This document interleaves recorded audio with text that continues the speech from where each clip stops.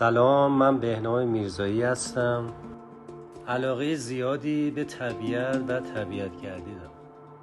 همیشه دلم میخواست یک کاری برای کمک به زمین انجام بدم. شروع کردم به کاشت درخت در دامنه‌های کوه. از طرف منابع طبیعی آبخیزدار نمونه معرفی شدم تو استان البرز.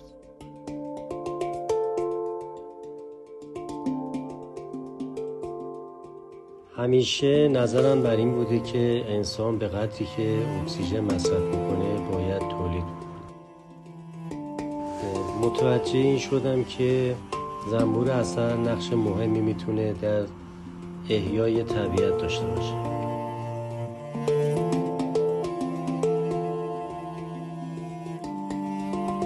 اگر زنبور 3 سال در دنیا نباشه دنیا نابود میشه. باد شدیدی اومد، درختی افتاد به زمین. بعد دور بر اون پر شد از زنبور. وقتی که رفتم جلو دیدم که داخل این درخت زنبوره. با برداشتن زنبور و گذاشتم داخل کندو، همون شروع زنبورداری من شد.